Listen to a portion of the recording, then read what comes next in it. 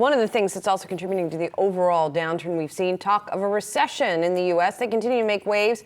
Our next guest says that a future recession is unavoidable, but it isn't set to reach the shore just yet.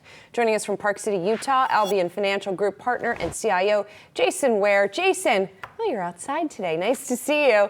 Or maybe you just have outside wallpaper.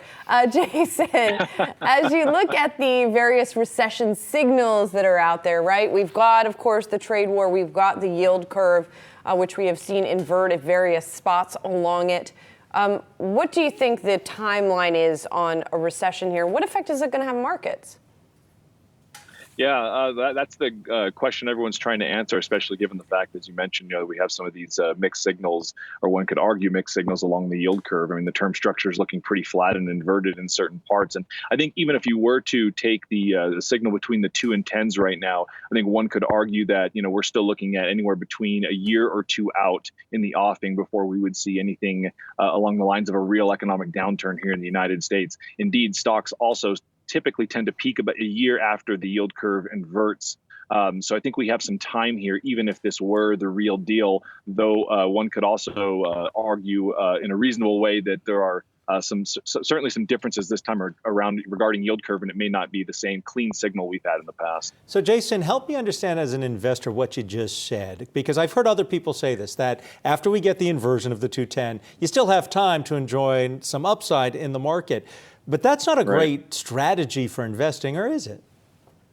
Well, no, not if you're an investor. If you're a long-term investor like we are, our counsel is to stay the course, and we build financial plans and diversified portfolios, add in some low volatility. There are things that you can do to weather those kind of situations. I mean, for example, look at August. August was down 2% for U.S. stocks. Meanwhile, if you look at aggregate bonds, they were up around 3%. So if you had a 60-40 portfolio through that, you saw very little downside. In fact, you were slightly positive in August. So our counsel is always to be diversified and to get the asset allocation right. Yeah. But if you're a trader, you're looking at these things over the next 6 to 12 months, and that kind of framework matters. So you just brought up, diversification. But aren't you a little bit late if you wanted to diversify and buy some bonds now? I mean, they're going to be more expensive than they would have been if you had bought at the beginning of this year or in the spring.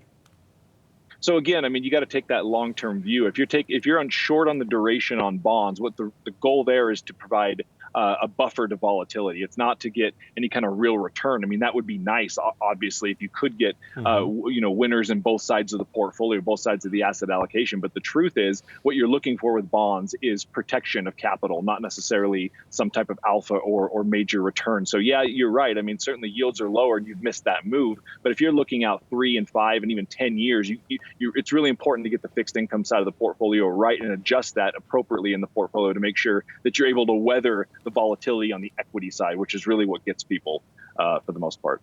On the stock picking side of the portfolio, Jason, you're looking a little fangy here, I think we could say. Missing the F, though, but you've got Amazon, Apple, Google, and Microsoft, yes, in your portfolio. Why are you sort of sticking with those? We've seen the market leadership of some of those stocks start to flag. Yeah, so we've been fangy for some time. I know it's certainly hot to talk about FANG now, but we've owned these companies for many, many years. And, you're right. I mean, certainly they've had major runs. If you look on basically a year-to-date, 2-year, 3-year, 5-year, 10-year, they beat the S&P 500 handily. Nonetheless, though, when we look at these businesses, and not just the stocks, but when we look at the businesses, they're all secular growth stories that we think will continue for the foreseeable future, whether it's Alphabet in digital advertising and search and a whole host of other ways that they're trying to monetize our digital presence online, or whether it's Microsoft and productivity tools and cloud, Amazon and e-commerce and cloud. These are companies that I think if you look out, a little bit further than your nose, you see that they're basically dominating their markets, and they have a lot of room to grow if their economic moats stay intact, and we think they will.